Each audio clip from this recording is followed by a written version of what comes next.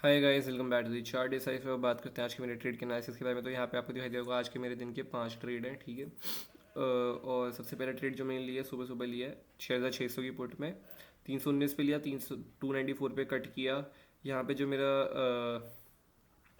Stop loss गया वो गया यहाँ पे 25 रुपये, 25 नहीं 25 और 19, हाँ 25 रुपये का स्टॉप लॉस गया इस जगह पे। क्वांटिटी 25% थी सारे ट्रेड के अंदर, ठीक है। 1 मिनट के अंदर 25 रुपये का स्टॉप लॉस गया यहाँ पे 25 रुपीज़ का। फिर उसके बाद 130 रुपये में मैंने लिया यहाँ पे 22,050 की पुट निफ्टी 50 में, और इसको 2 मिनट के लिए होल्ड किया ऑलमोस्ट यहाँ पे। और ये मैंने कॉस्ट टू कॉस्ट काट दी यहाँ पे, तो इसका कुछ मतलब देखने का है नहीं, कॉस्ट टू कॉस्ट कट हुआ है। ये 131 में 130 में लिया, 131 में कट हो गया। फिर यहाँ पे साढ़े 12 बजे मैंने लिया और 12:36 पे मतलब 7 मिनट होल्ड किया ऑलमोस्ट मैंने इस ट्रेड को।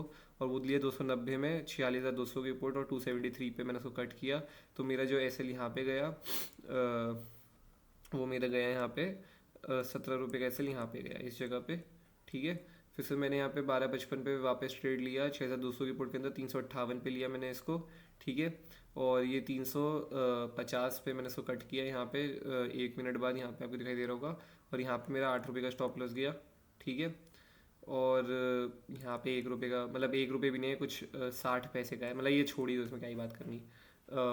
यहाँ पे अगर आप देखो तो ऑलमोस्ट 17 और 8 50 रुपये का मेरे स्टॉप लॉस हो गए 25% क्वांटिटी बैंक निफ्टी की, ठीक है। बड़ा स्टॉप लॉस हो चुका था ऑलरेडी यहाँ पे। उसके बाद भी आप देखो मेरे अंदर कॉन्फिडेंस, और ये मैं बोलता हूँ अपनी एनालिसिस और कॉन्फिडेंस पे बहुत भरोसा करना ज़रूरी है। और मैंने उसके बाद भी हिम्मत थी मेरे अंदर कि मैंने ट्रेड लिया यहाँ पे 50 रुपये स्टॉप लॉस देने के बाद भी आज के दिन मेरे सारे ट्रेड स्टॉप लॉस में गए या कॉस्ट टू कॉस्ट गए वाले ट्रेड। उसके बाद मैंने यहाँ पे ट्रेड लिया 1:07 में 6,100 की पुट में 310 पे, और वो 365 पे निकाला। तो यहाँ पे मेरा 55 रुपये का प्रॉफिट हुआ।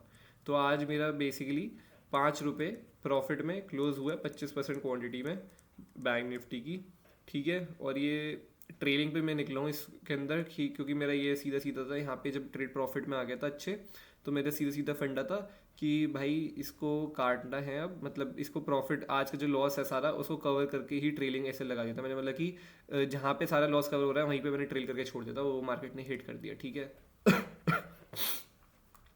अब बात करते हैं कि कहाँ पे लॉस हुआ, कैसे कैसे था। तो सबसे पहले आज के दिन का मैंने जो ट्रेड लिया, ठीक है, वो ट्रेड मैंने सबसे पहला ट्रेड जो मेरा 25 रुपये स्टॉप लॉस जिसमें 1 मिनट के अंदर गया, वो था इस ग्रीन कैंडल के अंदर, ठीक है। मार्केट में अगर आपको दिखाई दे रहा हो तो मार्केट ने यहाँ पे कितना कंसोलिडेशन कर रखा है ऑलरेडी।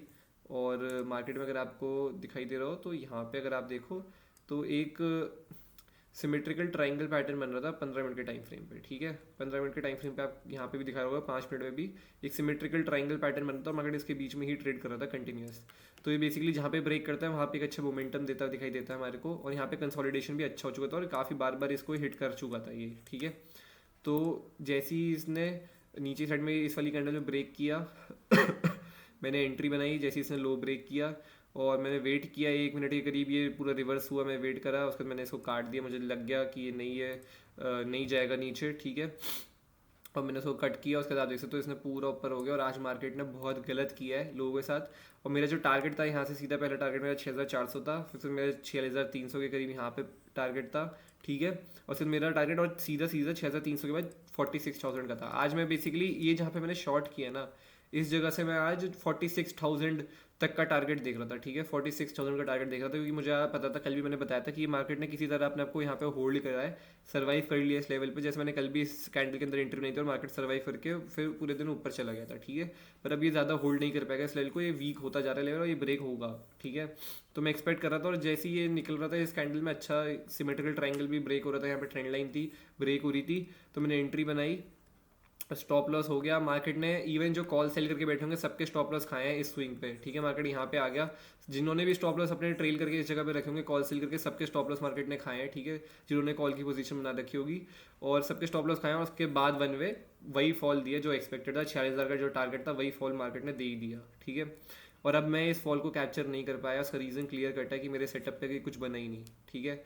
मेरे सेटअप पे क्यों नहीं बना, क्योंकि मार्केट के अंदर देखो 1 2 3 4 और 5 रेड कैंडल लगातार आ रही थी, ठीक है। 5 रेड कैंडल्स थी, कहाँ मैं इसको पकड़ता, मार्केट ने पहले ऑलरेडी स्टॉप लॉस खाया है, कहाँ मैं इस फॉल को पकड़ता, मुझे वही नहीं था कन्विक्शन, मतलब मैं क्या बोलूँ कि सेटअप पे ही कुछ नहीं था, ठीक है। तो ये बेसिकली ट्रेंड लाइन आ रही थी एक इस जगह पे, ठीक है। और इस कैंडल में ये ट्रेंड लाइन को ब्रेक करा था, ठीक है। एंट्री मैं बना सकता था इस ट्रेंड लाइन पे, और मेरे को एंट्री बनाने का बहुत मन भी था इस जगह पे, पर सिर्फ और सिर्फ एक ही रीज़न था, मैं एंट्री क्यों नहीं बना पा रहा था इस ट्रेंड लाइन के ऊपर।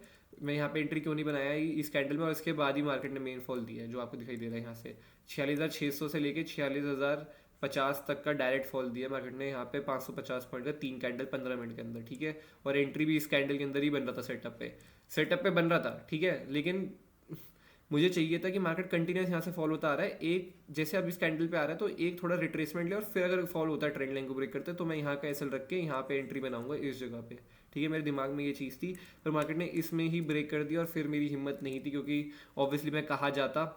ये सीधा 6,400 पे आया, टारगेट पे भी आ गया।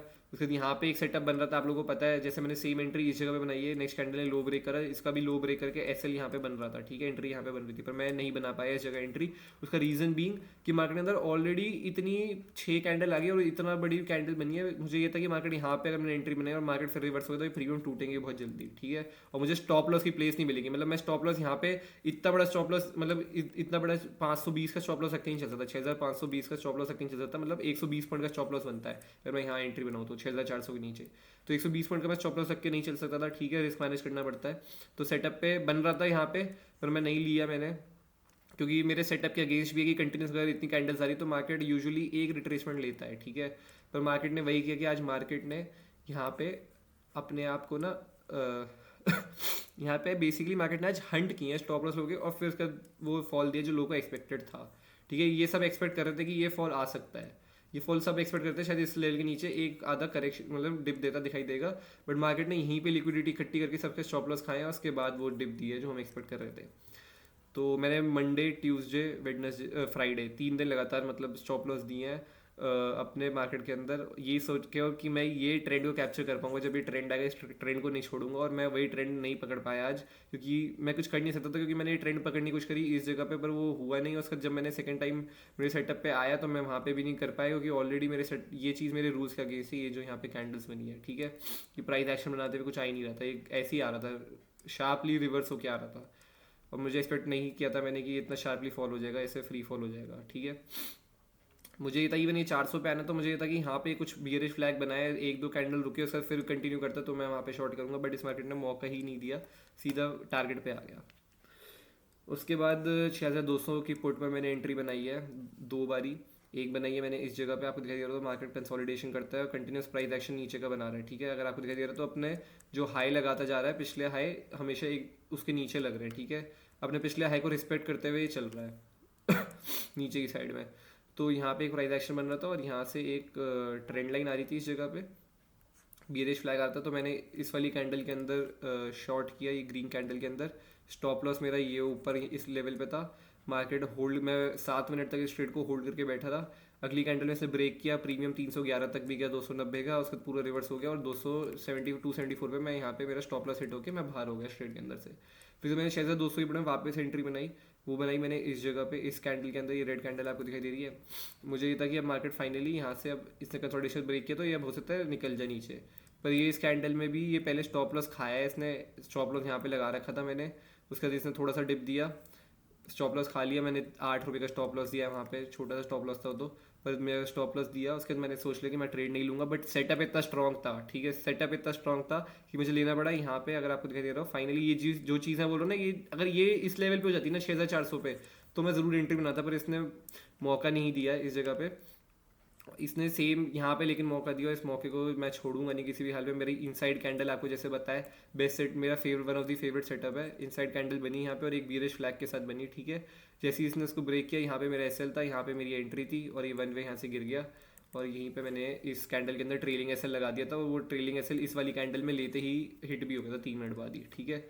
और वो एसएल मैंने ऐसा लगाया था कि 50 रुपये का स्टॉप लॉस होता है, उसके 5 रुपये ऊपर मैंने लगा के छोड़ दिया, और मैंने कहा कि जब तक चल रहा था तब तक लेके चलूँगा जितना गिरेगा, ठीक है। यहाँ से ये मेरे 4 ट्रेड थे बैंक निफ्टी के, और ये भी कह सकते हो कि आज अगर मैंने निफ्टी 50 को देखा होता तो निफ्टी 50 में मुझे ज़्यादा बेटर एंट्री अपॉर्चुनिटी थी आज निफ्टी 50 के अंदर, मैं और उस पूरे ट्रेंड को कैप्चर कर पाता जो मैंने बैंक निफ्टी के अंदर मिस किया है, ठीक है।